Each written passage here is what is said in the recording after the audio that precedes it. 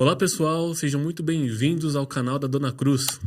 Hoje é dia do nosso Papo com o Empreendedor, onde nós trazemos aqui um empresário, uma empresária da vida real, para poder contar um pouco da sua história, do que deu certo, do que deu errado, e sempre são grandes aprendizados. Antes de apresentar a convidada de hoje, eu vou falar com a minha sócia aqui, Dona Thaís Cruz. Thaís, como que você está? Eu tô muito bem mesmo. E tô cansada também, mas acho que faz parte do jogo, né? Nossa, essa semana acho que passou uns 30 dias, viu? O que foi aquela segunda-feira? Não entendi nada. A gente começou a trabalhar. Segunda-feira a gente começou assim, aí de repente a gente começou, a gente se situou meio-dia pra trabalhar. Pois é. A gente não sabia se trabalhava, se Chegamos, almoçava. pegamos um café e do nada aconteceu 40 tudo. coisas ao mesmo tempo. Deu tudo computador e foi não sei o quê, foi no meio do imposto de renda e no meio do não sei o quê, muita coisa. Mas amém, né? Amém. Você cresce e organiza, cresce e organiza. Exatamente. É o que dizem, né? É o que dizem. Mas A gente tá vivendo na prática. Mas muito feliz com esse crescimento. Aí. Acredito que a gente está no caminho certo. Estamos no caminho certo e graças também um pouco a vocês também. Muito obrigado pelo reconhecimento de vocês. A você também, cliente que nos procura, que dá toda essa confiança. Valeu, estamos indo aí e vamos sempre trabalhar para o melhor. Amém, amém, amém. Você que está acompanhando o vídeo aí, não se esqueça de se inscrever no canal, curtir, compartilhar o episódio com sua amiga, com seu amigo. Com certeza é um papo muito bom. É isso, hoje tem patrocinador? Hoje tem. Adivinha quem é? Adivinha, nossa, os melhores. Antes de apresentar a nossa convidada de hoje, vou falar aqui do nosso patrocinador, que é a Cashflow. Cashflow é um BPO financeiro especializado para serviços de construção civil e também incorporação imobiliária. Mas não é só aquele BPO para agendar pagamento e fazer operacional, mas sim para pensar negócio, junto com você. De como que é melhor negociar com o fornecedor, prazo de pagamento, forma de recebimento, formação de preço. Afinal, acredito que todo empresário já teve aquela sensação de tá vendendo, mas não vê dinheiro.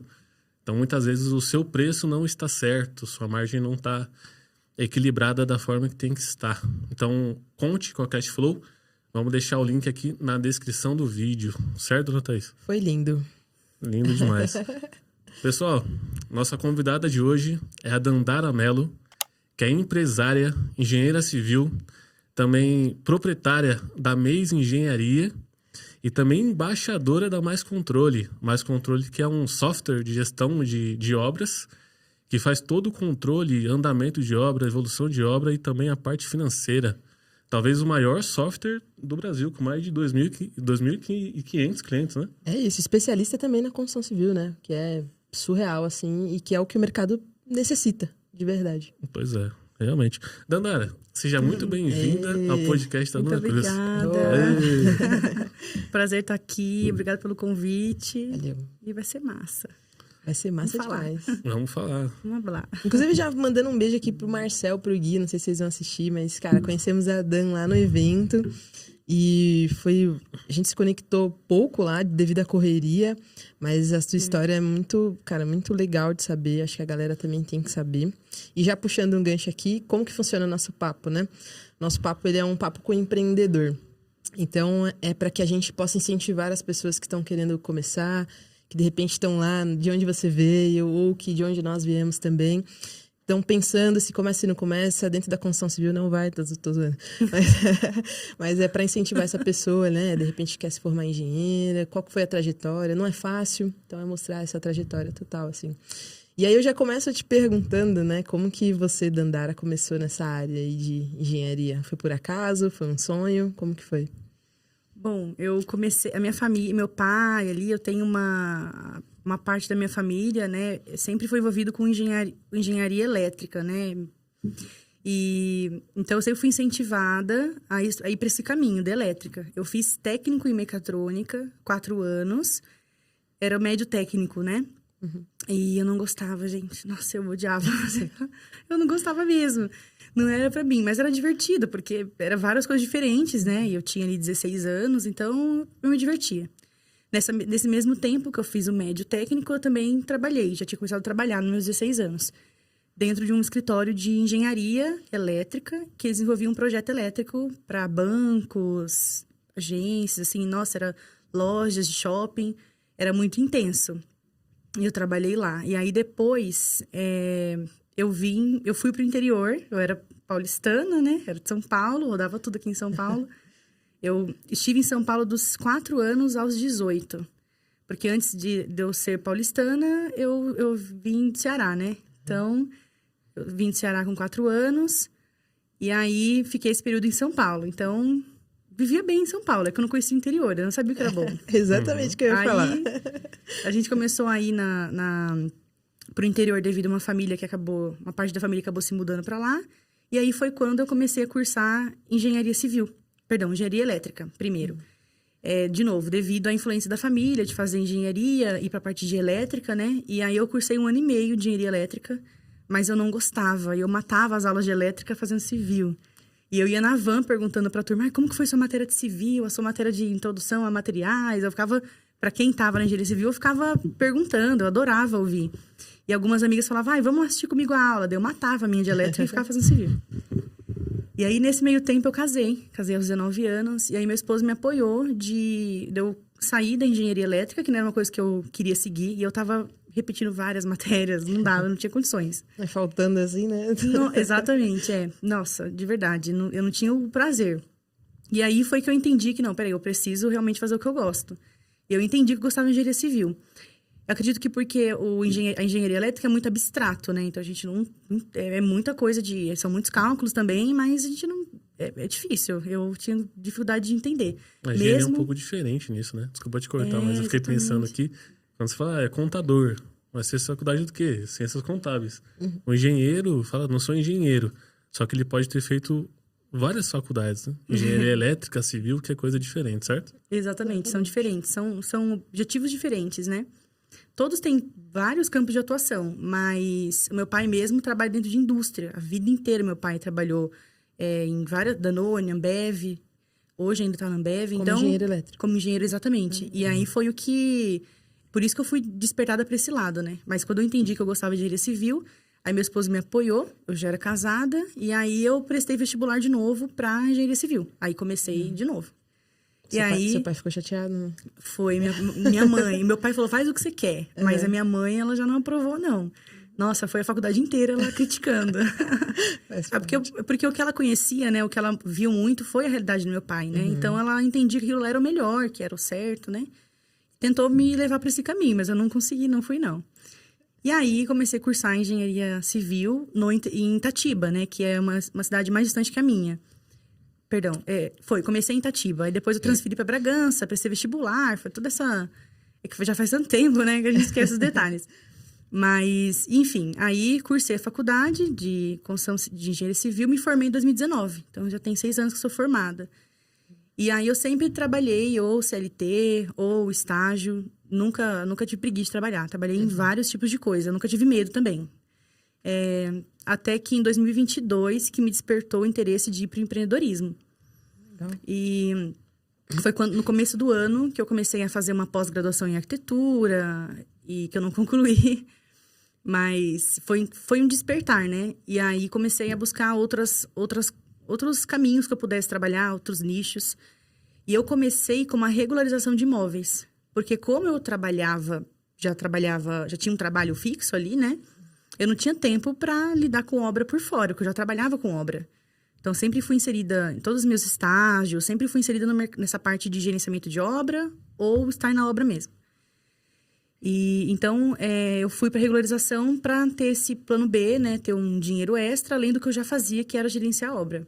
E aí, quando eu saí mesmo de ter 2 empregos, né? Tipo, Julius, só em 2024. Foi no começo do ano passado. Que daí eu saí mesmo, deixei de lado o atuar nos 2 campos, né? E fiquei só no empreendedorismo. Mas, voltando um pouco antes, 2022 foi quando eu comecei com regularização, estudando sobre construção financiada. E aí, final de 2022 foi quando eu comecei a pegar a obra mesmo de construção financiada. Mas fechei contrato, aí tem todo um processo primeiro, né? E aí, quando foi em 2023, eu comecei a realizar as obras que eu tinha fechado por construção financiada. Então, parei com regularização e foquei só na construção financiada. E tô desde então. Mas foi muito intenso, assim, esse começo. Até porque a gente não sabe de muita coisa, né? Exato. E até hoje ainda tem coisa que eu não sei, que eu tô aprendendo. Todos nós, né? É. A questão da jornada dupla, eu acredito que ela seja muito difícil, né? Você casada ali, não sei se você já tem filhos, não? Não. Casada, uma jornada dupla é complicado, né? Qual que foi o maior desafio nessa jornada aí? Olha, eu nunca... O meu esposo também nunca me cobrou nessa questão de dar ali de evitar de dar muita atenção ao estudo, né? Na verdade, sempre foi bem entendido das duas partes. Tanto que eu conheci ele na faculdade. Então, boa parte do tempo a gente estudou junto, né? Ia na mesma van. Então, a gente compartilhava ali do mesmo pensamento, da mesma rotina. Então, não era tão ruim. Mas eu confesso que eu não fui uma boa dona de casa por muito tempo. Tem coisa que eu tô aprendendo a cozinhar agora ainda. 10 anos de casado depois. Porque até então, né, eu casei com 19 anos. Nessa questão toda de mudar de faculdade. Então, foi muita coisa acontecendo ao mesmo tempo, né? Sim. E então, eu nunca fui muito perfeita em ações como dona de casa, não. Eu sempre dei mais prioridade mesmo no estudo, no trabalho, né? Eu acho que até hoje... Eu vou mais nessa pegada. Casa dá trabalho, né? Casa dá muito trabalho. Quem fala que dona de casa tá tranquila, tá maluco. Porque nunca ficou em casa mesmo. Mulher tem esse poder de fazer várias coisas ao mesmo tempo, né? E conseguiu organizar, né, na cabeça. Não, é uma só, olha lá. É uma só e se de repente se perder ali, acabou. Não tem muito jeito, não. Tá certo. E daí, quando você fala nessa parte de regularização, o que foi essa regularização? É terreno ou era a regularização final já, o INSS da obra? Era a parte da construção. Então, o cliente às vezes tinha só o alvará e aí teria que tirar o habite, ou às vezes nem tinha o alvará, já estava morando na casa, aí teria que fazer todo o processo, né, de desenhar a planta. Comecei com esses serviços. Hoje eu já não atendo mais devido à demanda, né? Porque a gente tem que focar, né? Tem que encontrar um nicho. E eu gosto muito da construção financiada. Para mim é o que fez uma virada de chave para mim. Então, eu comecei com isso, mas também fui aprendendo sobre INSS de obra. Hoje eu faço, mas eu faço só para os meus clientes. Não é um serviço que eu abro para todo mundo, assim. É algo que eu faço mais interno para quem que eu estou fazendo obra, daí eu faço acompanhamento do financiamento. Mas eu estudei 3, 4 cursos. Eu comprei o curso de um engenheiro, de uma advogada, de um contador... E tive uma primeira de uma engenheira também. Então, foram 4 vezes do estudo do INSS para hoje eu estar fazendo. Mas também faço com muita cautela. E tem cliente que chega para mim, às vezes eu falo, não vou fazer, no seu caso, não tem como. Não eu evito, né? A gente sabe da responsabilidade que é, né? Exatamente. E até os que eu pego para fazer, eu tomo muito cuidado. E no final, eu sempre entrego um dossiê com todos os recibos que o cliente tem com o empreiteiro. Às vezes tem nota fiscal... Mas eu tomo bastante cuidado. Às vezes eu não faço a redução em si, faço só a emissão lá da DARF do INSS, quando eu vejo que realmente não faz sentido, ou não dá certo, né?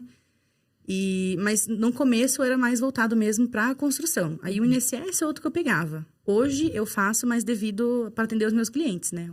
Um bônus para meus clientes. Não, um bônus, né? É um valor agregado que você consegue entregar no seu serviço, né? Exatamente. É o que, se todo engenheiro visse essa oportunidade que é essa regularização, mas que também se dedicasse a um estudo que tem que ter, né? Cara, seria muito potencial, porque é muita sinergia o serviço de vocês com essa regularização final, né? E às vezes até de planejar antes mesmo, na hora do alvará, já começar a pensar lá no final, que é para poder ter essa redução, de fato, né? Seria quando bem a gente legal. Fala desse imposto, os clientes tomam um susto. Então... A gente calcula lá no simulador, a gente fala, nossa, mas desde quando tem esse imposto, quanto que surgiu? Ninguém conhece, só vai ouvir mesmo quando vai para construção, quando vai construir. Mas antes não conhece. E agora o sistema tá amarradinho, né? É importante ter o profissional qualificado, né? Um engenheiro que conheça das normas, porque, por incrível que pareça, tem muitos casos que chegam até a gente ainda que o cliente final, depois de 3, 4 anos, recebe uma notificação de uma carta da Receita cobrando uns 50 mil reais do nada. Então, chegaram lá, fizeram a obra, em nenhum momento foi falado de CNO, de regularizar, não. Toma um susto, sabe? Toma. E esse é um problema do setor no geral, né? Porque as pessoas, elas querem muito a construção e o lucro da construção, mas elas não sabem o caminho que tem que percorrer. Eu coloco um empreiteiro qualquer para construir lá, nada contra os empreiteiros, mas eu coloco os empreiteiros lá, galera tranquilo, e aí a galera tá de chinelo, tá de não sei o que lá na obra, e aí construiu, legal, vendi, foi show, mas não consigo transferir a propriedade, né, pra pessoa que comprou.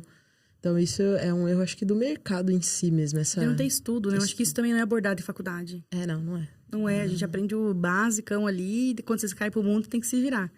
É bem cair pro mundo. Buscar informação, né? Se você imaginar, é bem cair no mundo, né?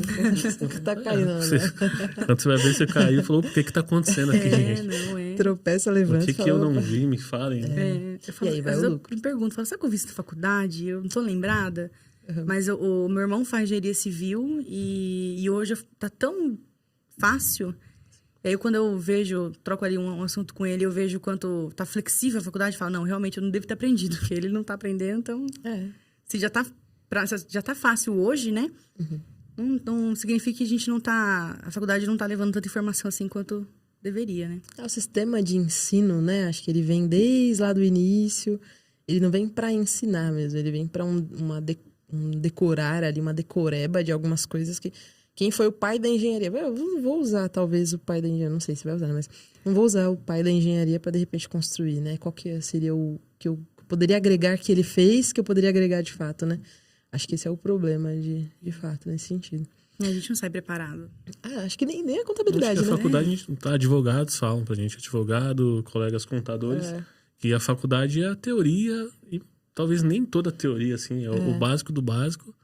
E quando você sai da faculdade, que você começa a aprender alguma coisa. Caso você não atue na área ainda, né? A pessoa, o profissional, não só na contabilidade, mas em outras áreas também. Se ela já atua na área há bastante tempo e vai fazer a faculdade, ela larga na frente dos outros, assim, fácil. Exatamente. Mas eu tava lendo um livro, tô lendo um livro, que é Quem Pensa Enriquece, você já leu, né? Muito bom. Eu li, foi um dos primeiros que eu li, do Napoleão Hill.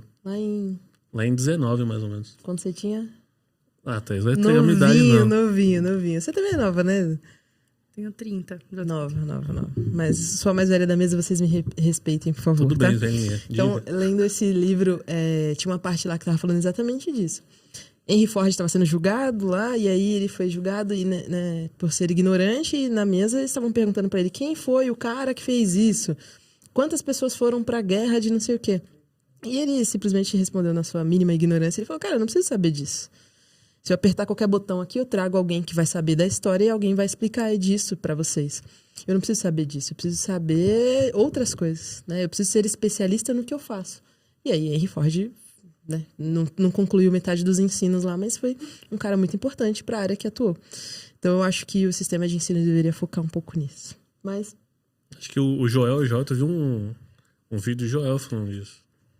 O seu Joel falando que, de certa forma, a estrutura do ensino hoje tem várias matérias e, de certa forma, é um equilíbrio, né? Se você é muito bom em matemática e você não é bom em português, o ensino, ele te... Pune. Não te impune, mas ele te incentiva a você melhorar em português. Para que você fique muito bom em matemática e médio em português. Mas no melhor do mundo... Se você é bom em matemática, aprenda mais sobre matemática. Exatamente. Para você ser o melhor em matemática. E não o meio em português, né? Você acaba sendo mediano em tudo, né? Exatamente. Porque você não se desenvolve. Pois é loucura. Mas, a gente estava falando aqui nos bastidores, né? Mudando totalmente de assunto. A gente estava falando nos bastidores sobre a construção financiada. E aí tem muita gente no mercado que está vendendo a construção financiada... sem você tirar nenhum real do bolso. Ou seja, construa com o dinheiro do governo, né? Construa com o dinheiro da Caixa. Comece uma incorporação com zero reais. Não tire nada do seu bolso. Explica pra gente como funciona de verdade, né? Você que tá atuando realmente no setor, para ajudar essa galera aí que tá meio que sonhando com essa construção financiada. Perfeito. Realmente, a construção financiada, ela vem para fomentar a construção, né? E ajudar as pessoas a levantar a verba para realizar aquele sonho ou investimento. E dependendo da renda, se é uma renda Minha Casa Minha Vida, uma renda SBPE, financia uma porcentagem. Então, Minha Casa Minha Vida financia até 80%. Já um SBPE financia 70% atualmente, né? Era 80% também, agora desceu um pouco para 70%. Então, esse restante dos 100%, a pessoa tem que ter.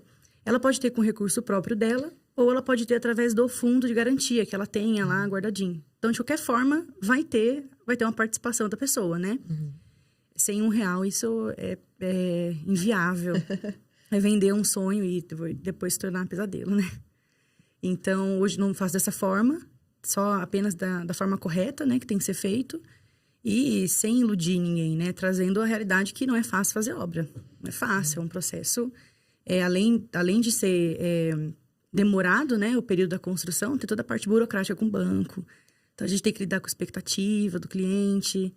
E são muitas coisas pra gente guiar, né, e lidar.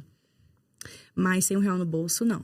Sem R$1 no bolso, sem contratar ninguém. É. Fazer medição da caixa, a caixa aprova, né? Tranquilo. Tá tudo bem. Eu acho que mas entra em contato com as pessoas comigo e fala, não, eu só quero que você assine, eu só quero que você faça a planilhinha do banco. Falo, não, mas não é isso, tem que ter um acompanhamento, porque muitas vezes o cliente acaba... O que eu já vi algumas obras, que tem clientes que eu construo e tem clientes que eu faço só o financiamento, faço assessoria. Legal. E aí, esse cliente, ele contrata a mão de obra que ele quiser, ou até o engenheiro que ele quiser, né? Aí, nesse caso, eu não assumo o papel de engenheira, mas de assessora, né? E aí, já teve clientes que eu cheguei na obra, o cliente pegou 20% adiantado ali, que tem uma questão sobre isso. E aí, o cara comprou outras coisas para a obra, não era... Ele fez outras coisas na obra que não era ali compatível com as fases, né? Do que a gente tinha desenhado. Então, ela estava devendo material de construção, estava devendo para mão de obra, porque em vez de pagar o serviço A, pagou o serviço B, que não estava contabilizado no financiamento. Então, as pessoas quando chegam, falam, não, é só uma planilha, é só um negócio simples, eu já prefiro não fazer proposta. Porque não vai saber, não vai entender, não vai valorizar. Esse seu serviço funciona como uma correspondente da Caixa ou não? Nada a ver. Não, aí eu tenho um parceiro correspondente. Ah, tá. Para ser correspondente tem que fazer prova, né? Todo um processo. Então, eu assumo esse papel de assessoria, porque o correspondente, ele não faz esse serviço mensal, depois de acompanhamento da obra, de fazer as planilhas, né? E aí, eu entro em ação nessa parte. Aí, tem alguns clientes que a gente atende que faz esse processo. Nos entregáveis da Caixa, né? Que precisa ali para liberar as medições. Exatamente, a gente vai na obra. Primeiro, sempre o cliente está com orientação nossa, né? Ou ele ou o engenheiro dele. Porque alguns engenheiros não sabem, não atuam com construção financiada, né? Não aprenderam sobre isso daí, sobre o nicho. E aí, eu entro nessa parte dando assessoria, né? O cliente também é um engenheiro. Então, tem essa questão do cliente ficar com dúvida, tipo, o que eu vou fazer agora mês que vem? O que eu tenho que fazer para conseguir medição? Então, eu oriento, tanto o cliente quanto o engenheiro dele, né? E aí, vou lá, tiro foto. Tem uma pessoa que vai e tira foto para mim. E depois, a gente no escritório, uma outra pessoa monta a PLS. A gente recolhe as assinaturas do engenheiro e do cliente... E enviamos pro gerente. Aí a gente fica cobrando o gerente lá. Passa 2 dias, a gente pergunta. Então, a gente faz Tem que dar uma forçadinha, né? E aí, quando a Caixa paga, daí a gente informa ao cliente. Então, a gente fica fazendo esse ping-pong com o cliente. É um atendimento mesmo, assim, todo mês, né? Então, quando o cliente tem dúvida, ele entra em contato. E a gente vai dando assessoria. Não estou construindo, mas dou assessoria da melhor forma possível. E também nunca passo o engenheiro da pessoa. Se a pessoa tem um engenheiro, nunca, né, houve de desrespeitar, sempre eu entendo, são as responsabilidades, né, que são diferentes. Entendi. E aí, o que eu ia perguntar, cara? Esqueci, ó. Olhei ali pra luz. Falando sobre o empreendedorismo, você comentou que começou a empreender com 22 anos. Em 2022. Em 2022. Eu tinha 26, 27 anos. Não sei agora, gente. Sou ruim demais. Sem entregar a idade. Era nova. Então, em 2022 e não com 22 anos. Isso. E qual que foi o gatilho? Você sempre trabalhou como CLT?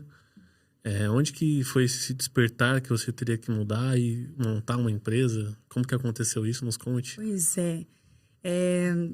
eu tive algumas pessoas que... Eu fui fazendo curso, conhecendo algumas pessoas que me incentivaram a ir para o empreendedorismo, né? O empreendedorismo, na verdade, além dessa etapa dos cursos, tudo, sempre foi algo dentro da minha casa, da minha família. Eu, pequena, a minha mãe sempre inventou de empreender em várias coisas. Ou era fazendo joias, né? Na época não era como é hoje, né? Tão fomentado. Sim. Mas a gente fazia joias e vendia pela rua. Uma época, minha mãe teve uma mini confecção de fazer roupas de cachorro. Chamava assim de dog. Que legal. E aí, minha mãe com a minha avó, elas costuravam e eu saía vendendo nos pet shops. Eu era boa, viu? Não era boa. Eu falo que eu sou boa no comercial. Eu sou... a gente tem que melhorar sempre, mas eu era boa. Vendia as coisas. É o que a faculdade não ensina, inclusive. Né? Exatamente. É um lugar, né? E aí, depois, antes de eu começar mesmo a trabalhar, né? A partir dos meus 16, a minha mãe teve um escritório de engenharia também. Era voltado mais para vistorias. E... Não, na verdade foi depois, gente. Foi depois. Depois que eu saí desse emprego de 16 anos que eu tive, a minha mãe voltou a empreender de novo numa engenharia, né? Sem ser engenheira, ela era administradora. Administradora. E aí, então, eu sempre tive envolvida. Minha mãe sempre foi essa mulher de sonhar. Minha mãe já fez festa de criança. Que legal, cara. Até um tempo atrás ela tinha.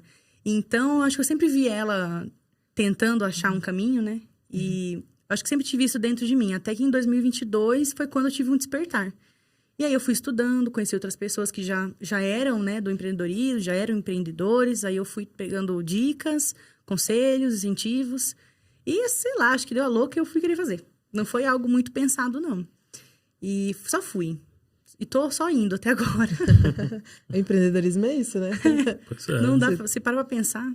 Se para pensar, não compensa. Não compensa muito. O empreendedor, ele começa um mês devendo e tem que vender.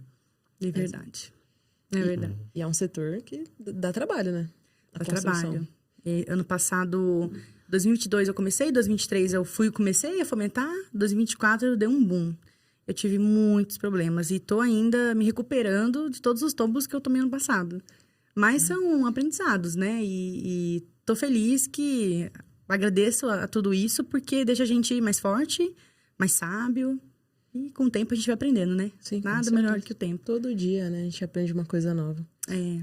E dessa diferença, Dan, de ser CLT para ter um CNPJ, o que foi mais diferente para você nesse sentido? Porque a gente não aprende também a ter uma empresa, né? A gente tem a nossa profissão, sabemos o que queremos, sabemos como fazer, mas e gerir um CNPJ? Qual que foi a maior diferença para você? Pois é, você sabe que eu achava que ser uma boa técnica, né, já ter atuado em vários locais, em várias empresas, era o suficiente para ser empreendedora. Até porque eu estava fazendo cursos e achava que era o suficiente, que eu já estava preparada. E aí eu comecei a lidar com contabilidade de uma forma que eu não tinha lidado antes, com o gerenciamento da empresa, com criação de processos, com essa parte do marketing, de Instagram, de fazer site comercial e fazer reuniões. Aí confesso que foi muito desafiador, né? Hoje não mais, mas já foi muito desafiador. Para mim, o grande pró é a liberdade. Eu acho que é uma coisa que eu fico ainda dentro do universo do empreendedorismo, porque eu gosto da liberdade. Acho que ensina muito. E claro que é difícil, né? De qualquer forma, ser CLT ou ser empreendedor é difícil. Tem os seus prós e contras em tudo, né? Mas eu acredito que o grande pró de tudo isso é a questão da liberdade e da gente se moldar e se reinventar e erra e continua. E a grande dificuldade, né? De sair de um CLT e de sair para um PJ, com certeza, é lidar com todos os pratos que a gente tem que lidar. Que eu não sabia e que eu ainda estou em processo de aprendizagem. Mas a parte mais difícil é essa, lidar com a questão de funcionário, com a questão dos impostos. Impostos, então, nem se fala. Eu já passei de contabilidade em contabilidade e agora eu estou numa terceira contabilidade e que eu estou torcendo que dê tudo certo, porque já sofri bastante contabilidade. Inclusive, eu saí do Simples e fui para o lucro presumido por um erro da minha contabilidade, enfim. E aí, estou vivendo... Que prejuízo, hein? Me fale. Bastante. Dependendo do momento que você sai, se não for o momento certo, é um prejuízo. Não, eu tinha várias notas para emitir para alguns clientes quando isso aconteceu, que eu não tinha emitido ainda quando era simples. Aí agora eu tô com uma porrada de nota para emitir esse ano, estando no lucro presumido. E aí, olha, eu vou falar para você. Quando eu contratei algumas consultorias nesse processo dessa loucura, porque isso aconteceu de dezembro para janeiro. Na verdade, eu não sabia que eu tinha emitido algumas notas e não tinha pago o imposto. A contabilidade emitiu o imposto, mas não teve nenhum aviso. Parece que... Eu não entendo até agora, gente, mas parece que em janeiro tem um limite que você pode ainda acertar. E ninguém me avisou desse limite. Eu fui saber dia 31 de janeiro. Você tinha que pagar, desembolsar um bolão em 31 de janeiro. A Receita faz um pente fino, geralmente no mês de setembro a outubro. Que aí primeiro é um aviso. Falou, você tem débito e com débito você não pode ficar no Simples. Você regularize. Então, primeiro um aviso. Aí, de outubro para novembro, falou, você continua com débito, então eu vou te excluir. E aí, essa é a principal questão. Tem que tomar muito cuidado para você não ser excluído.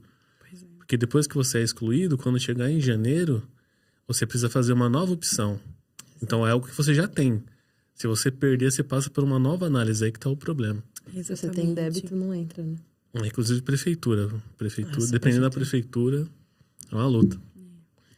Eu tô passando por esse desafio. É um dos desafios de, né? Se você não tá no CLT, você não tem que se preocupar com isso. Agora, PJ é uma preocupação. Para mim, hoje, eu acho que, se for elencar, topo da pirâmide é contabilidade, com certeza. E aí, depois vai vir nos outros, né? As outras preocupações que a gente tem. Mas é uma... Enfim, né? Tudo tem prós e contras. A gente tem que escolher o nosso difícil, né? Como dizem. É isso. Mas agora você já tem o contato da Dona Cruz. Você tem uma contabilidade que é referência no mercado. Por favor. Sou suspeito a falar disso. Não posso opinar muito, mas é não vou muito opinar. boa. Pois é. Não, mas brincadeiras à parte, né? Se precisar de alguma ajuda, estamos aqui, tá? Mudando... Mas brincadeiras à parte brincadeiras é à verdade. parte, né? Vou te mandar o contrato. Brincando. Respeita a contabilidade. Dessa parte da casa, minha casa financiada, para qual tipo de público que é? É para uma pessoa que ela quer construir sua própria casa? É para investimento? É somente com a Caixa Econômica que isso funciona? Se você puder falar um pouco disso. Claro. Eu tenho os dois perfis hoje, de cliente para moradia, né? Que tá fazendo uma casa para moradia, né? Para moradia própria, que é o sonho ali da casa própria. E eu tenho investidor que também utiliza dessa saída, né? Para não desembolsar todo o valor dele que tem em caixa, pega um financiamento, adiciona mais uma parte e constrói e vende. Bom, aí a gente tem, dentro do universo de construção financiada, a gente tem o Minha Casa Minha Vida, que até então era para quem tinha renda até R$8.000 mensal, renda bruta, familiar. E depois, agora, recentemente, passou até 12 mil, né? Abriu o faixa 4, né? Até 12 mil, que é muito bom também. Minha Casa Minha Vida, ele tem algumas limitações. Então, por exemplo, uma renda até 2 mil, é uma limitação de construção, terreno e construção. Aí vai subindo, né? Hoje, na minha cidade, a gente tem... Era 190, subiu para 210.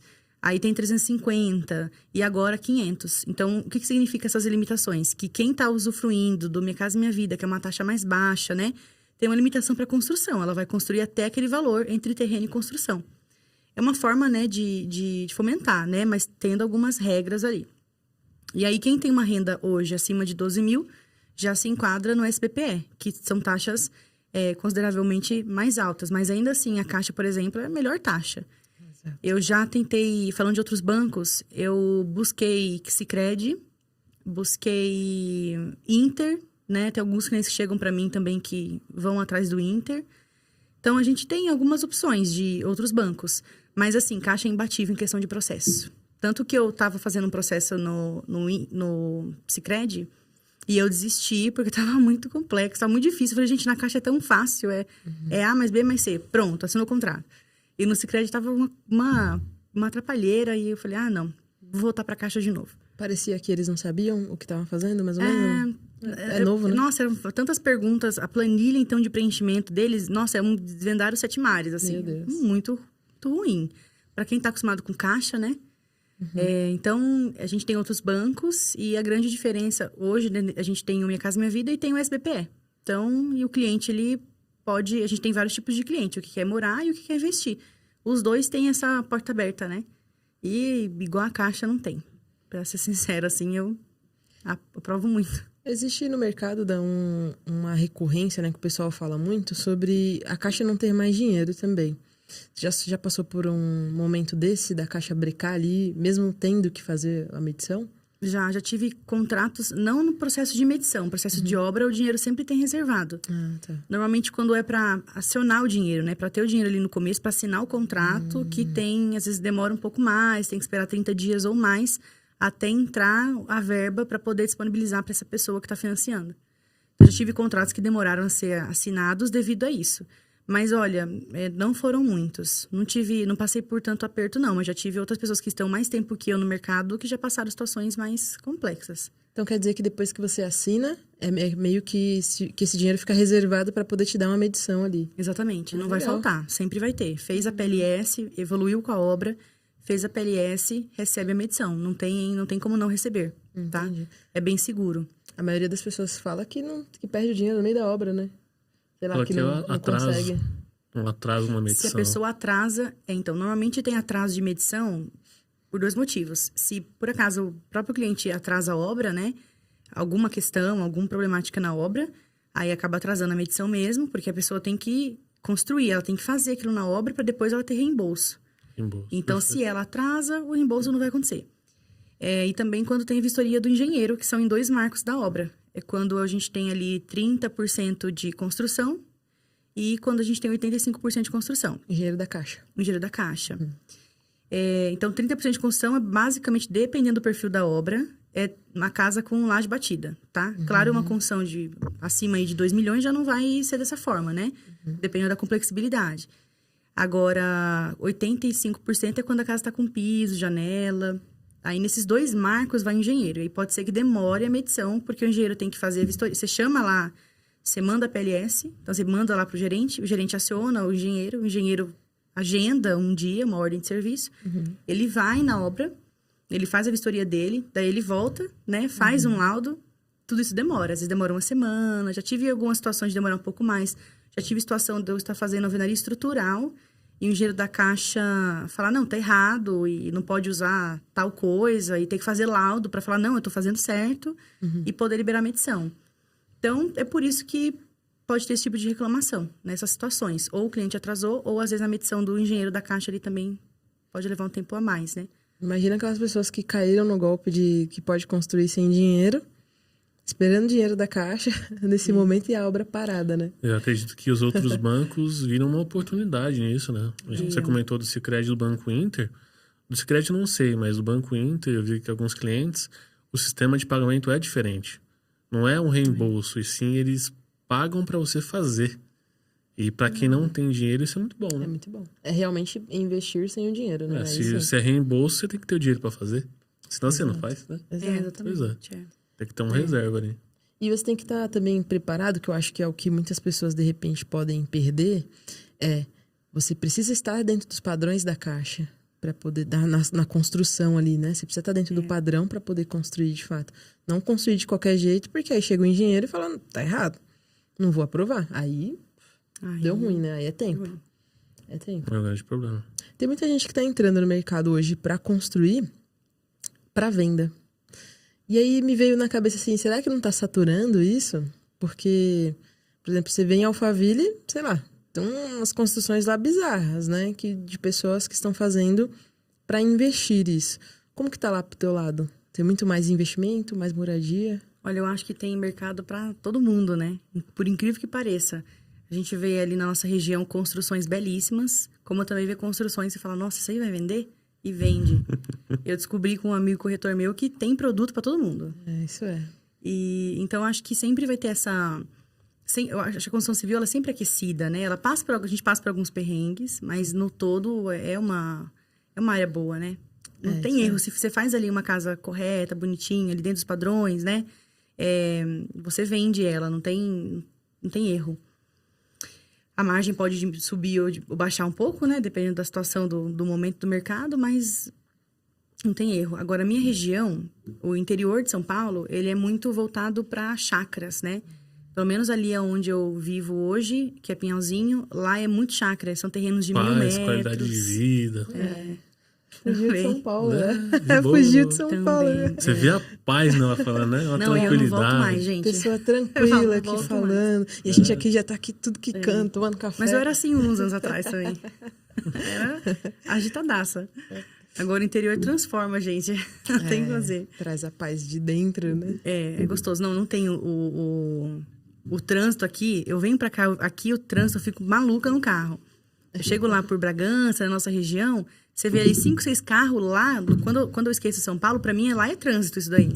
Aí quando eu venho pra cá, eu falo, nossa, aqui em Bragança não tem trânsito. Pinhalzinho, então, muito menos. Não tem. Até chegou mais cedo hoje, né? Porque achou que ia chegar atrasada, no mínimo. Fiquei com medo de chegar. Eu imaginei que eu ia rodar uns 2... Foi o quê? 1h30 até São Paulo. Eu falei, nossa, acho que vou rodar umas 2 horas em São Paulo até chegar no local.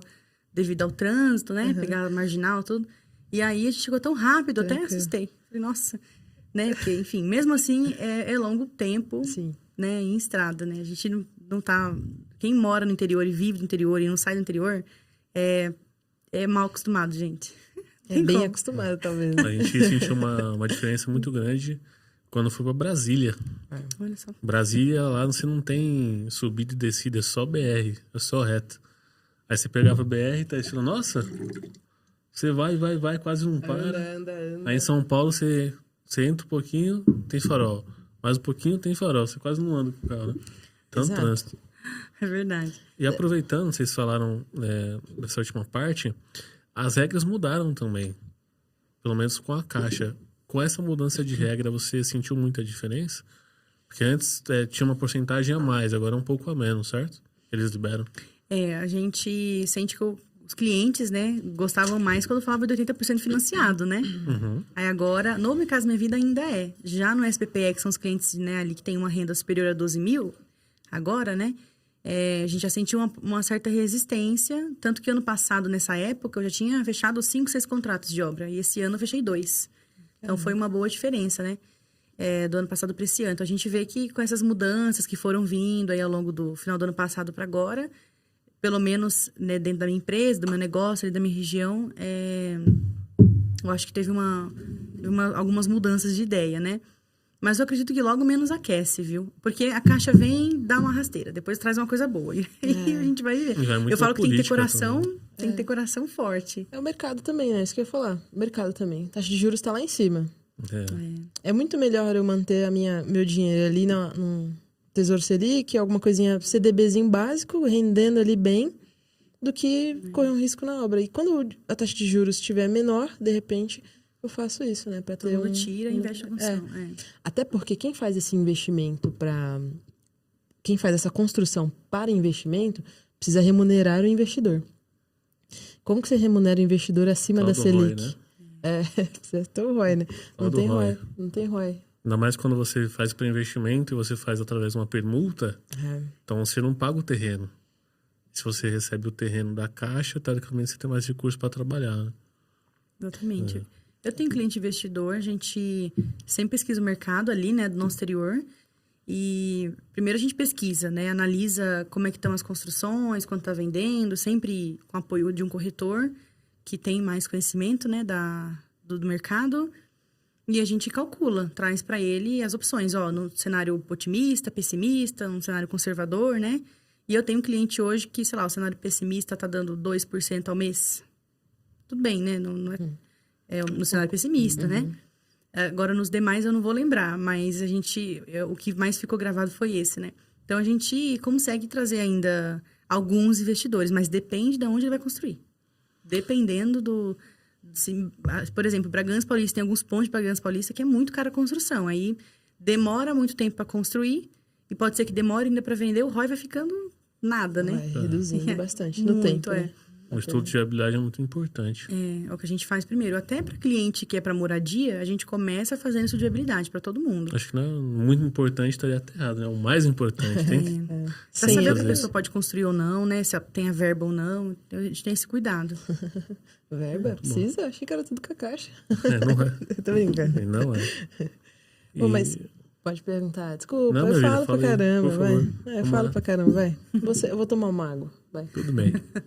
E falando um pouco do nosso parceiro Mais Controle, queria entender um pouco melhor como que começou esse relacionamento, como que foi para você também conhecer a plataforma deles. Nossa, sabe que até hoje eu me pergunto, né, como que começou, por que começou. Às vezes tem coisas que não tem explicação na vida. E eu acho que quando as coisas acontecem sem interesse, é aí que vai naturalmente, né? Eu comecei a usar o sistema primeiro. E, nossa, eu já usei outros, tá? Já usei outros. Como eu trabalhei muito com obra, sempre com gestão de obra em sua maioria, nossa, eu já trabalhei com sistemas tão travados que eu, de verdade, dá vontade de chorar, de tanto que era ruim. Às vezes eu passava quinta e sexta, o dia inteiro trancado no canteiro de obra, só lançando coisa no sistema. Porque não era prático, não era nada... Nossa, era bem complicado. Ou parava, ou não funcionava. Já teve vezes de sistema perder informação da empresa. E não ter mais, a gente tem que lançar tudo de novo. Então, já era ruim lançar, mas já lançar 2 vezes, né? Então... Perdeu uns dados aí esses dias, né? Essa semana foi bem... Ficou chateado. Perdeu os dados, acabou a luz, do nada. Assim, não, perdeu os dados, ele ia lançar pela segunda vez. Aí eu lancei pela terceira. Aí acabou a luz. Mas pode continuar, por favor. Então. E aí, quando eu fui empreender, eu comecei com outro sistema. Aí não deu certo, porque o sistema era... sei lá, acho que tava evoluindo ainda, né? Então, não funcionou. E eu tava já rodando obra, usando esse sistema e achando que tava bom. Quando eu conheci Mais Controle e eu tive a oportunidade de contratar, né? Eu fui entendendo o quanto ele era prático. Eu falei, nossa, não é possível que isso aqui existe. Que isso é tão fácil, que é tão fácil eu controlar uma obra, que é tão fácil eu lançar informação numa obra. Na palma da mão, no celular. E olha que antes de eu contratar qualquer sistema, eu tentei planilha. Não gostei de tentar planilha. E aí, quando eu vi o Mais Controle, eu falei, não, esses caras arrebentaram, não é possível. Vai dar né? errado Como em algum que eles momento, entenderam? Então, lançando vai dar errado em algum momento. Eu falei, como que eles entenderam a dor da pessoa que está na obra, né? Seja um estagiário, seja um engenheiro, ou seja o empreendedor, que nem a gente, né? Que é empreendedor. E a gente está na rua e está no escritório, né? Então, são duas frentes grandes de trabalho. Nossa, de verdade, assim, quando eu conheci o sistema, eu falei, nossa, até falei pro pessoal que tá na época, né, da minha empresa, eu falei, gente, nossa, que sistema da hora. Nosso sistema agora tá ótimo pra gente, a gente foi aprendendo. E aí, eu fui tendo mais contato com o pessoal do Mais Controle através de alguns eventos. Né? O primeiro evento foi o evento do Pastore, né, que eu, inclusive, sou mentorada dele. E aí, um desses eventos eu conheci eles, que eu nem sabia que o Marcel e o Thiago eram, né, os proprietários, né, e tem o Guilherme também, eu nem imaginava, achava que eles eram do comercial ali, né, funcionário do comercial. E aí fui batendo uma bola, assim, conversando com as coisas, perguntando, tirando algumas dúvidas. Aí, beleza, isso no evento. E aí depois a gente se encontrou em outros eventos, outras feiras que eu passei aí. Então a gente sempre se encontrava, sempre conversava, tirava umas dicas. E, não sei, sempre tirava foto. De verdade, foi nascendo. Eu não tenho uma explicação, assim, foi por tal motivo. Porque eu também não tinha interesse nenhum. Eu gostava de falar do sistema, eu gostava de conversar do sistema, como uma boa engenheira técnica, né? Sim. Quando a coisa é boa, você vira um fã, você gosta de falar. Exatamente, virei fã. Exatamente. E eles são uns queridos, né? Nossa. Também eles gostam de ouvir. Eles gostam de entender o problema. Não, isso, não, beleza. Isso já está em desenvolvimento. Ou isso a gente não tinha pensado. Então, eu acho que eles estarem ali ouvindo, eu acho que vale muito. É o grande diferencial deles, né? São acessíveis, são carinhosos, são, assim, eu não sei explicar. Todos eles, tá? Eu digo a da equipe também, eu converso com alguns lá e, tem que falar. Então, acabou acontecendo essa amizade, né? Entre idas e vindas desses eventos, a gente foi se aproximando. Até que no final do ano passado, foi quando eles me convidaram, eu fui num outro evento do Pastore de novo, no final do ano.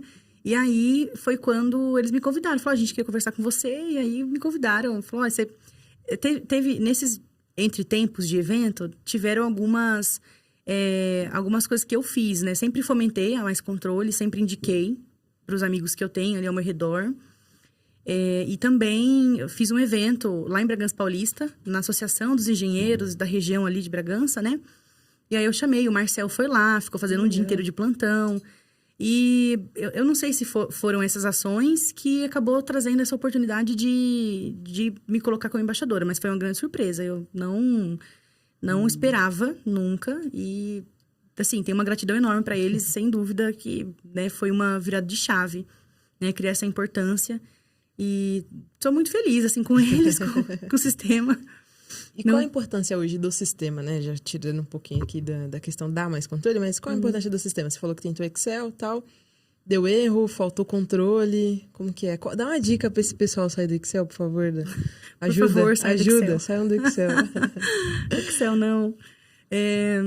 Olha, o principal para mim, acho que o sistema, ele te traz um processo, né? Para quem está começando ainda, principalmente, que tem dúvida, né? Por onde que começa? Começa pelo orçamento. Do orçamento você vai ali emitir proposta. Da proposta você vai começar a fazer os lançamentos dos gastos na obra. Você tem esse controle do depara, né? Qual que era tem mais a estimativa? Controle das coisas. Qual que era?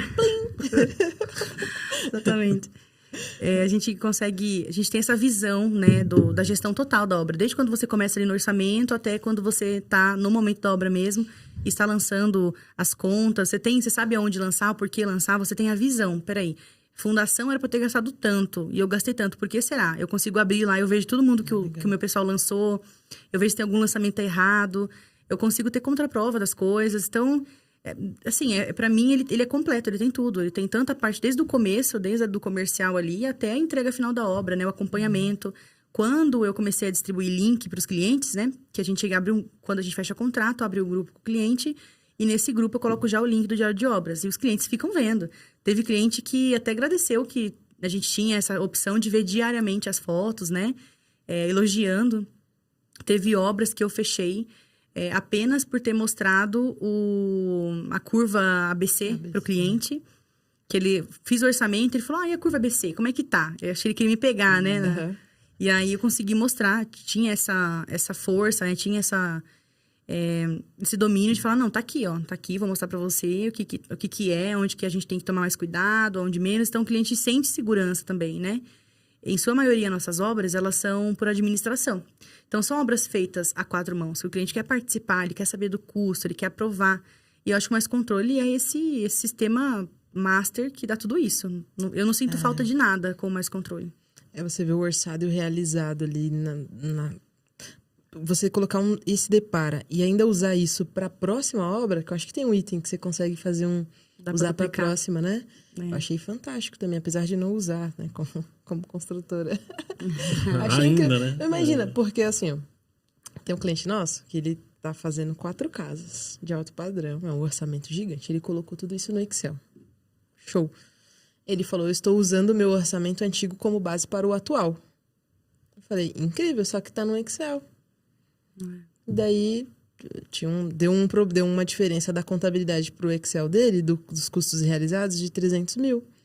Então, a contabilidade tem 300 mil a mais de custo do que ele tem na planilha dele. Porque na planilha dele apagou-se alguns dados.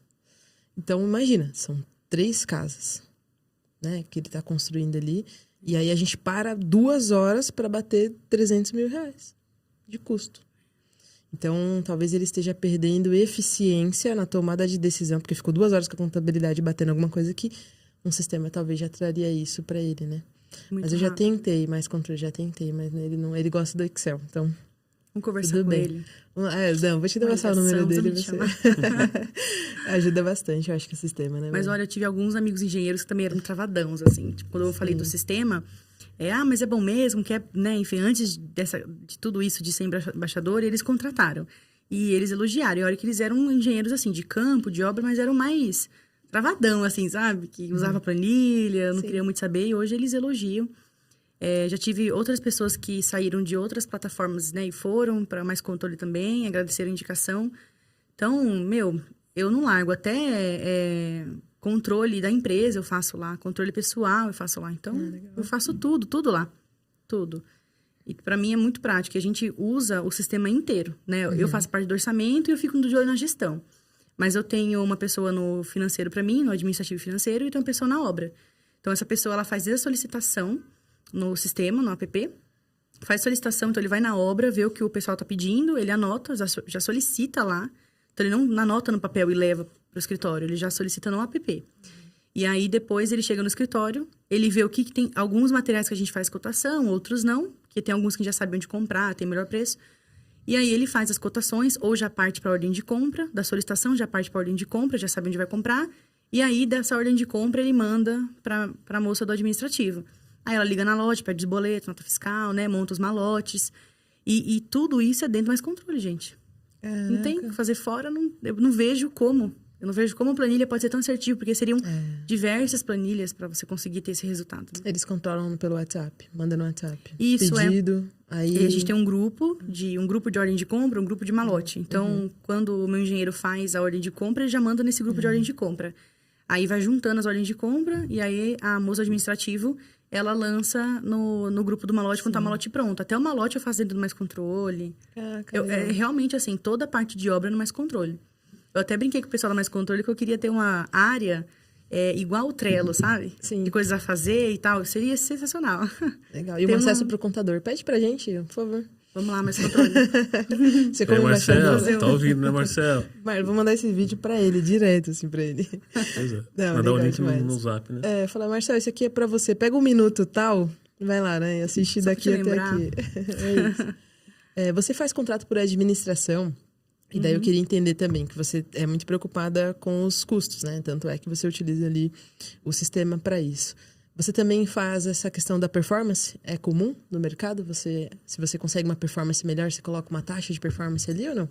Então, antigamente eu trabalhava com uma porcentagem. E eu senti um pouco de resistência, ainda mais a gente atende clientes médio, alto padrão. Eu passei a trabalhar com taxa fixa. Então, eu monto o orçamento. Obrigada. Eu monto o orçamento, entendo ali, uma obra de 2 milhões, eu entendo quanto que seria, pelo menos ali, de 10% a 12% dentro daquele custo, mas eu transformo isso em taxa fixa, para não ficar... Porque o que acontece? Chega no final da obra ali, né, que é o momento mais pesado, a administração também fica pesada. Então, é uma prática que eu faço dentro da minha empresa, para meus clientes, da forma que eu enxergo que tá ok, né? Então, eu me baseio numa taxa, mas eu não fico muito agarrada na taxa, não. Se eu falar, essa obra aqui eu poderia fazer por um valor fixo de tanto, que eu entendo que é ok, porque a gente tem, né, os custos de transporte, tem a parte de mobilização, né, o trabalho que a gente tem mesmo diariamente ali. Então, eu calculo tudo isso e monto um valor fixo que eu sei que vai estar... eu não vou dizer agradável, não seria a palavra agradável, mas que está coerente, está justo, exatamente, exatamente, justo. E aí eu faço essa parcela fixa. Foi a forma melhor que eu encontrei de agir, que eu entendo, né, que é bom para mim, é bom para o cliente. Fica claro também para ele, né? Porque a taxa, as porcentagens, eu já sofri de fazer obra na porcentagem e você não sabe o que você vai receber no mês, você não sabe quanto você vai pagar. É um pouco desesperador. Porque é 10% sobre a evolução? O custo. Sobre o custo. Então, esse mês compramos 50 mil, e 5 mil de administração. E por aí vai, né? Então, às vezes eu tinha que esperar fechar um mês para somar tudo, e aí dia 5, né, emitir nota, tudo pro cliente. Só que eu nunca sabia quanto que eu ia faturar. Verdade. Você fica muito sem controle, né? E aí, controle. E aí eu decidi pela taxa fixa e legal. durmo mais em paz. Nossa, eu nunca tinha pensado nisso, sabia? Porque as pessoas cobram 10%, mas 10% sobre o quê, né? É sobre o custo. Então, mas não o custo orçado. Alguns é sobre orçamento. É o custo incorrido. É o custo que aconteceu. Então, não tinha Você pensado gastou que poderia 50 mil, ter ela isso. falou. Não tinha pensado que poderia Eu- Mas para chegar nesse valor, Tem que orçar a obra. vai os curiosos, né? Aí vai orçar a obra. Então, por exemplo, você pega aqui, vamos supor, 10%, uma taxa média de mercado. Seria X. Aí você divide esse X pela quantidade de meses de obra, mais ou menos isso? Exatamente, legal. Exatamente.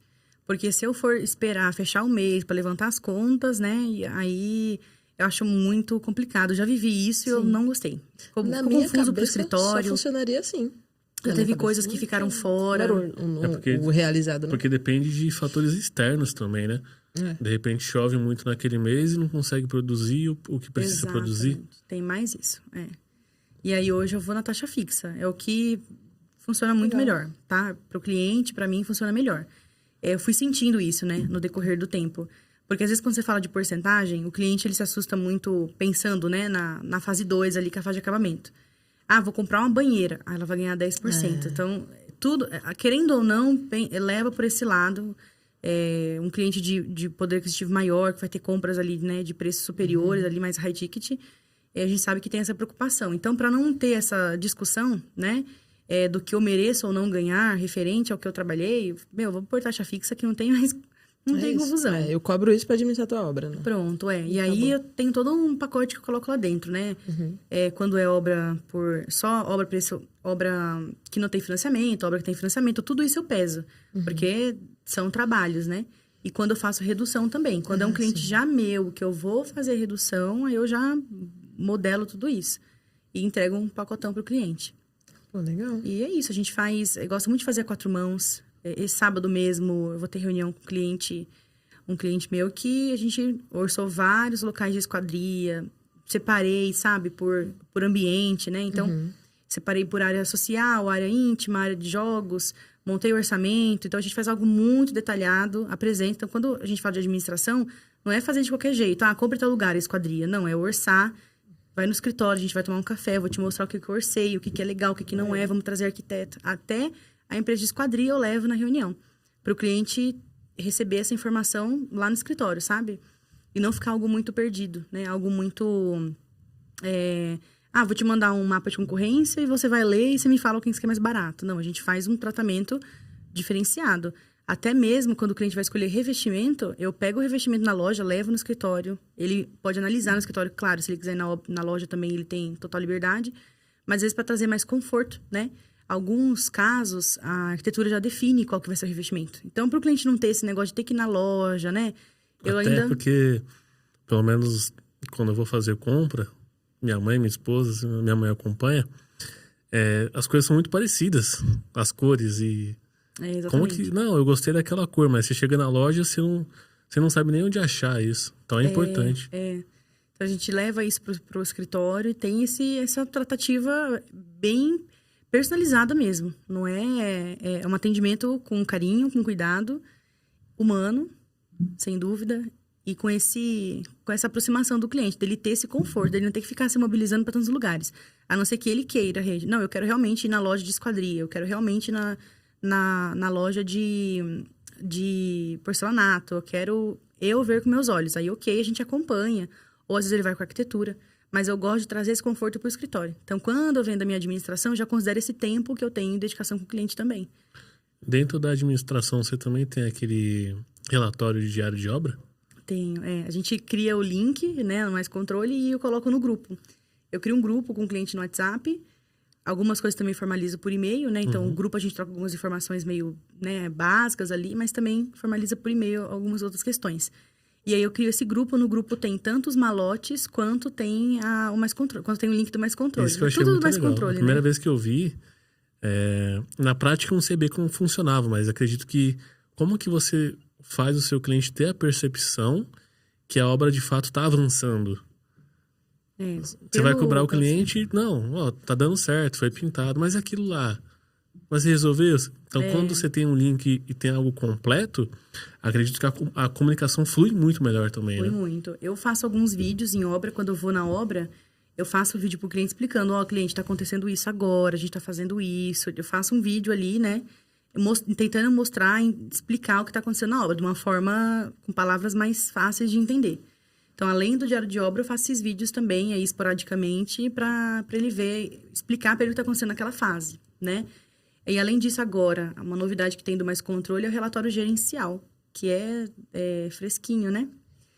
E aí, nesse relatório, o cliente tem mais acesso ainda à informação, porque além dele ter o diário de obra, que é o outro link, ele tem um relatório ali mensal, ou enfim, da forma que a pessoa quiser usufruir, e ele consegue ver várias informações de custo da obra, o estado realizado, meteorologia, e, enfim, vários dados lá. E tem um campo também para nós engenheiros escrever para o cliente o que aconteceu para estar mostrando aquele relatório, o que vai acontecer até o próximo. Então, fica tudo mais claro. E obra para a administração é isso. O cliente quer clareza, né? Ele quer sentir firmeza do que está acontecendo. E quanto mais a gente ter ferramentas que traga isso, é o ideal. A gente estoura, né?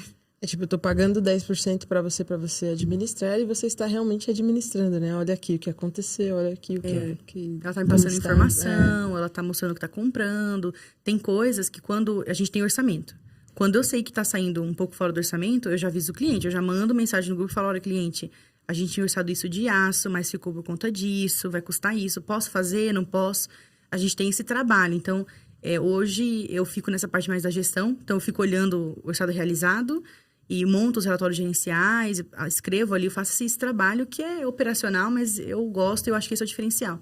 Quando eu criei a Maze, a tradução dela é surpreender, em inglês, né? Amazing. Tem uma Amazing. música, né? Não tem o ING, é a Maze, né? Alguns falam Maze, né? Sim. Já teve pessoa que me ligou e falou, você é do Amazé? Amazon não é aqui. E aí, quando eu criei a Maze, sempre foi com o intuito de atender menos pessoas e a gente ter um atendimento mais personalizado. Tanto que até falava pro meu esposo, né? Eu falava, olha, a gente vai atender uma por vez, mas 2 no máximo. Agora eu tô em 5, né? Mas ainda assim, né? Pra passar dessa quantidade não, pra gente conseguir ser humano com os clientes, né? Porque aquelas pessoas estão compartilhando aquele momento de vida com a gente, estão confiando e a gente sabe que o processo de obra não é light, não é fácil, né? Então, a minha ideia sempre foi... Eu sempre fui para esse lado mais... Tentar ser mais humano. Eu nunca fui muito do lado capitalista, não, né? E me contratou, nunca mais vai falar comigo. Pelo contrário, quantas vezes que eu chamo o cliente no escritório, vem aqui, vamos tomar um café. Amanhã mesmo, sábado, eu vou ter um dia inteiro de várias reuniões e é justamente com alguns clientes é para sentar e tomar café. E vamos conversar, né? E é o momento do cliente reclamar, do cliente... Porque sempre tem, né? A gente sabe, nós não somos perfeitos, né? A gente sempre erra. Ainda mais na visão do outro, né? Exatamente, depende da percepção do outro, do que ele entende que tá bom, do que não tá. Então, a gente tem esse campo aberto. E justamente a ideia da Maze era isso. Que trazer o cliente próximo, ele entender que obra não é esse desastre todo, que ele pode ter uma pessoa de confiança e que vai atender ele. Você não vai dizer não. Ah, você quer vir? Às vezes, no meio do dia, tem cliente que vai no escritório. E a gente atende, vamos tomar um café. Eu posso estar com 1 milhão de coisas para fazer, né? Devido à demanda. Mas a ideia sempre foi essa. Atender com exclusividade. Dependendo do cliente, eu vou tomar um café, não. Vou tomar um calmante. Fica calmo. Mas é porque tem muita gente traumatizada com obra, né? Tem até obras menores causam um trauma ali com o cliente que é meio desgastante. Eu fico traumatizada às vezes. Eu já tive um empreiteiro que ele largou a minha obra porque ele quis virar dono de bar. Falou, agora eu vou abrir um bar, eu não vou terminar essa obra. E foi embora. Mentira. Foi. Você já tinha pago ele, não? Já. E essa era a próxima pergunta. Você já tomou algum assim, prejuízo muito grande? Seja de cliente ou também de empreiteiro? Nossa, gente. Vários, viu? A gente abrir aqui a caixinha de Pandora aqui, as pessoas nem vão desistir. Até medo de abrir. Mas é verdade, tem situações que são difíceis, mas a gente não pode desanimar, né? Afinal de contas, serve para aprender, né? E eu acho que a gente tem que ter esse ânimo de viver, esse ânimo de resolver os problemas. Então, já tive com empreiteiro, já tive empreiteiro que eu deixei de trabalhar também devido à dificuldade de comunicação, de não entender as responsabilidades de cada um, de querer passar acima de mim e falar, cara, essa pessoa não está entendendo, né? Eu falo assim, gente, com meus empreiteiros, eu falo para todo mundo, eu não sou melhor que vocês, eu não sei fazer como vocês fazem, eu não sei pôr as coisas no prumo, alinhado, é o que a gente viu em faculdade, né? A gente teve ali um pouco dessa experiência, a gente sabe o processo, mas eu nunca vou pôr a mão, eu nunca pus a mão na massa, né? Eu não tive essa oportunidade. Então, eu nunca vou saber mais que eles, mas eles também nunca vão saber mais que eu de gerenciamento, de cuidar de uma obra, de atender um cliente, de fazer um comercial bem feito, de oferecer todas as ferramentas que a gente oferece. Então, é cada um no seu quadrado. Mas tem dificuldade, eu tenho dificuldade de comunicação. Tem alguns empreiteiros que eu quero pôr no colo, que são, assim, maravilhosos, de verdade. Tem até tem um recentemente que ele estava até passando por um tratamento de câncer e executando a obra, de verdade, assim, pra mim é uma inspiração de força, de vontade de viver, sabe? Sim.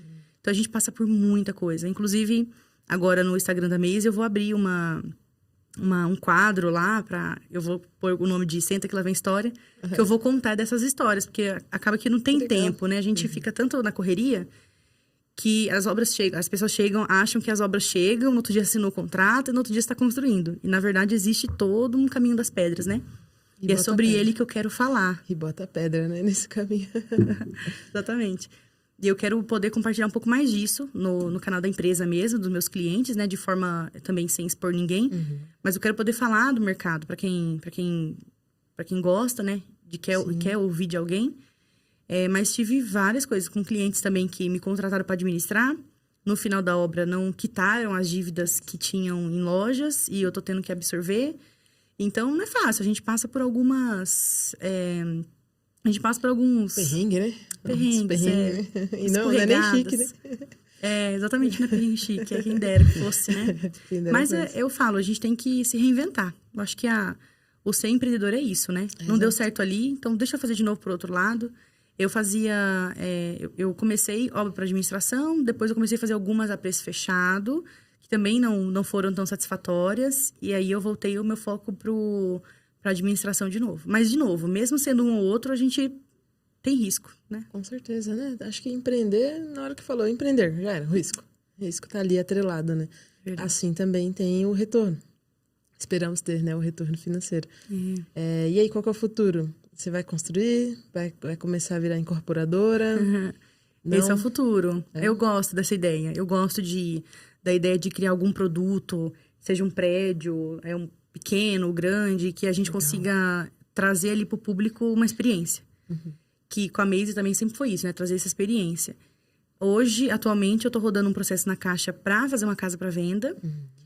Que tá engraçado, né? Quando é pra gente, tudo é mais difícil. Os clientes, eu consigo desenrolar um monte de coisa. Chega no meu, parece que eu travo. Eu preciso de outra pessoa para me ajudar, porque eu não consigo fazer. Você acredita? Eu tenho que pedir para uns amigos aí, para os universitários me ajudar. Como que eu faço mesmo? Porque o dos clientes a gente faz já é tão tranquilo de fazer, e quando é o nosso, sempre dá um perrengue. Estou fazendo uma casa agora para venda. Eu vou construir financiado e vou vender. né? E no futuro, com certeza, eu tenho bastante desejo de ir para incorporação. Não sei se de prédio, mas de casa, com certeza. Tenho alguns planos aí. Planos com mão de obra também, para o começo do ano que vem, se Deus quiser. A gente tem uma mão de obra própria. Acho que é um passo que eu quero dar. De novo, tudo é arriscado, né? Faz parte. Mas eu quero evoluir mais. Evoluir mais com certeza e não ter medo de errar, né? Acho que isso é o principal, porque errar sempre vai. Natural, né? Errou, volta e... Não é sobre o erro, e sim como você reage, né? É verdade. Como Pode você ficar lida. sentindo, não. É próximo. Exatamente. É próximo. É próximo. Eu vou errar de novo, mas não nisso. Próximo. Vai errar é outra coisa. Exato. E eu ia até perguntar isso, porque é uma parte muito sensível de toda a sua administração de obra. Acho que para todos que constroem ou que fazem essa parte de administração, a mão de obra em si. Né? E aí se você conseguir formar uma equipe sua, isso também acho que facilitaria muito o administrar para o outro e o fazer para você também, né?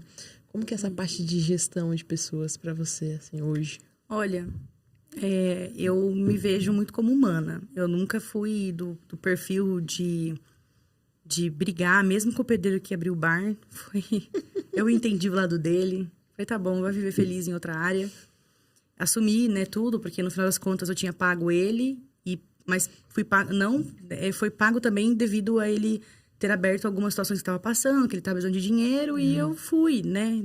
Fiz. Não me arrependo também, não. E então, eu vejo muita dificuldade quando a gente fala do empreiteiro. Tem alguns que, de novo, eu colocaria no colo. Mas não são todos, né? E a gente depende dessa classe, dessa turma, para a gente conseguir escalar também.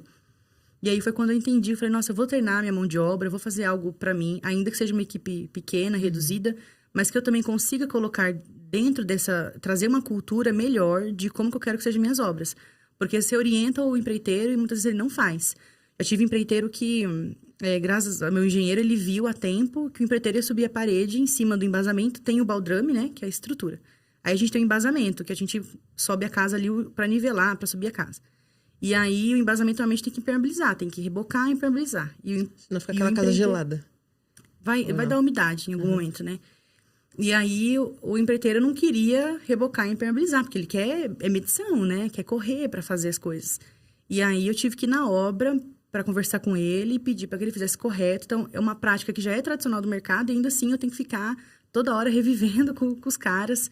Eu falei, gente, e assim, empreiteiro, gente, é muito... Muda muito. Às vezes o cara tá com um ajudante no dia, no outro dia já é outro ajudante. Como que você cria cultura com esses caras? Como que você... Muita rotatividade. Exatamente. Como que você ensina? Como que você fala, olha, o meu método faz desse jeito, tal. Eu não consigo. É difícil. E mesmo falando pro empreiteiro, muitas vezes o empreiteiro não distribui essas informações. E aí eu fico na mão do empreiteiro. Então eu comecei a tomar essa decisão, né, de ir para uma mão de obra própria minha e para que eu consiga dar resultados melhores, tanto para mim, na minha visão, quanto para os meus clientes, né? Com certeza. E aí vai auxiliar na questão do INSS também, né, na redução. Acho que no final das contas vai ser bom para todo mundo. Eu como empresa vai ser bom, até porque eu não vou sair do mercado, vou continuar. E a gente precisa ter uns upgrades, né? E esse vai ser um próximo upgrade, devido a essas dores, viu? Com certeza, não. Acho que é uma boa decisão, assim. É gerir pessoas, né? Dá dor de cabeça, como acho que muitas coisas no empreendedorismo, mas é um bom passo. Acho legal. Acho que Precisar registrar as pessoas. Santa Cruz. Caminhando para o nosso final aqui, Dandara. Tem uma pergunta que a gente sempre faz, é bem reflexivo, né? Então, imagino que de uns anos para cá você passou por muitos desafios. Afinal, o nosso empreendedorismo não é fácil. Tem muitas dificuldades. O que você falaria para a Dandara de 19 anos, que casou, e o que você falaria para ela em relação a uma dica, assim, profissional? Faça isso ou não faça isso? Olha, eu com certeza falaria que ela não sabe o quanto ela é forte, e o quanto se tornou forte, né, nos últimos anos, e que ela deveria continuar destemida, como sempre foi, e que eu acho que nunca deixar de ser coração bom, nunca deixar de gostar das pessoas, independente do quanto a gente se frustre. Eu nunca deixei de amar as pessoas, de querer... Pra mim, todo mundo é melhor amigo e tá tudo bem. Acho que faz parte, né? Algumas pessoas que entram no caminho pra ensinar. O meu psicólogo fala, né? A pessoa que for difícil, olha como um ensinamento e não como uma luta contra aquela pessoa, né? Aprenda alguma coisa com ela. Então, acho que eu falaria isso, para que ela continue destemida, continue amando as pessoas, continue sendo uma boa pessoa, mesmo em momentos difíceis, que vai ser passado para trás em algum momento, não tem problema. É importante não mudar a essência, não deixar de ser boa, porque no final das contas eu só quero ver o reino. Eu não importo o que acontece aqui na Terra. Exatamente. Quero o reino e é isso que eu quero. Eu falo que eu brinco, né? Com muitas pessoas que eu falo assim, olha, eu quero um camarote no céu. Tô tudo bem se eu sofrer aqui, mas se eu tiver meu camarote lá em cima, eu tô tranquila, tô feliz, né? Então, eu prefiro tentar fazer o mais certo possível para eu ter esse camarote. É isso, amém. Amém, isso. Que assim seja. Amém. Que a gente possa se tornar cada vez melhor, né? Em cada decisão, em cada frustração, que é o mais difícil. Que a gente se torne mais espelho de Deus. Que seja dessa forma. E aí, eu queria que você falasse uma mensagem aí pra galera, seus seguidores. O que você quer falar pra eles? Pode direcionar lá direto pra eles. Fala lá no coraçãozinho deles, assim, né? Manda lá, manda uma mensagem boa pra eles. Tantas mensagens que a gente queria falar, né? É difícil escolher. Acho que mediante a todos os temas aqui, com certeza, independente da dificuldade que você esteja passando, você que é empreendedor iniciante, assim como eu, tô há 3 anos de trajetória, mas ainda me considero nova, né? Mesmo com tantas lutas, já me considero nova ainda. Mas não desista. Sempre tem o lado bom de tudo, né? Mesmo que aconteça algo que você enxergue, né? Pela sua visão que foi ruim, que você entenda que é um aprendizado.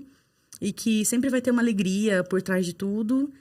E seja forte, seja corajoso, seja destemido.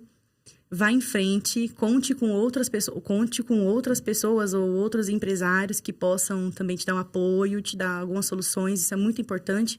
Não lute sozinho, ser empreendedor, a gente tem uma solidão por trás, mas acho que a gente pode mudar isso também, pode ser mais próximo de outros empreendedores, aprender com os erros de alguns, mas também com os seus é importante.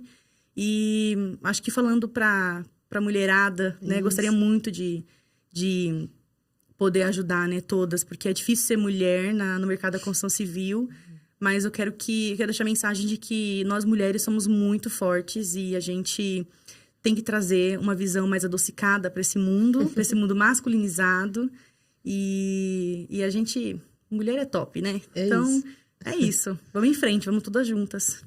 Bora pra cima, pra você que é mulherada aí, ó, pega a dica, porque a Dan já tá no mercado e aí já tá trazendo aí uma galera junto, né? Como dizem, como gostam de falar, né? Um VGV. Aí, maneiro. Um VGV bom, né? Interessante. Maneiro. Dan, obrigado pelo seu tempo. Você veio de outra cidade, enfrentar aqui São Paulo. Enfrentou um trânsito danado. Vai voltar ainda pra casa. Enfrentou uma estrada longa até lá, é muito longe. Vai voltar ainda hoje. Obrigado pelo seu tempo. Você aceitou o convite de pronto. Ainda trouxe um presente para nós. Não. O presente. O presente. Foi incrível. Chique demais. Depois eu posto lá a foto para vocês verem. Valeu mesmo de coração por partilhar. E só tenho a agradecer mesmo. Prazer demais te conhecer. E vamos para cima. Vamos estar mais próxima, assim. Gosto demais de ver as mulheres aí no setor. E ver que é isso aí, ver o quão as mulheres são fortes, né? Porque não deve ser muito fácil, não, tá nesse meio aí. Parabéns, viu? E obrigado, mais uma vez. Dandara, muito obrigado pelo seu tempo, pela participação, foi um prazer. Vamos deixar suas redes sociais aqui na descrição do vídeo, tanto da Maisy, a pessoal também. Muito obrigado. Muito obrigada a todos que ouviram aí as conversas, né? Obrigada pelo bate-papo, obrigada pela oportunidade. E vamos em frente, né? Tem muito chão. Vamos continuar firme aí, compartilhando a vida. E obrigada pelo podcast. Acho que isso enriquece. Há muitas pessoas que estão precisando ouvir. Espero, né? Que atinja o coração de alguém que esteja precisando ouvir o que eu falei, precisando de uma força. Ao vir para cá, eu orei, falei para Deus que eu usasse, né, palavras que fossem... que fossem do coração dele, que a gente pudesse... também, de certa forma, tranquilizar alguns corações, evangelizar, né? Exato. E de evangelizar, né? Amém, então, amém. Tamo junto. Deus com certeza se fez presente. Amém. Amém. Amém, amém, amém. Você chegou até aqui, ainda não curtiu o vídeo, meu amigo. Ainda não se inscreveu no canal, tá? O que eu posso falar pra uma pessoa dessa? Seu Sérgio até cancela o vídeo. Não. Não. Vai ter um ataque. Pessoal, muito obrigado. Até o próximo vídeo e tchau. Valeu, galera. Tchau, tchau. Até mais.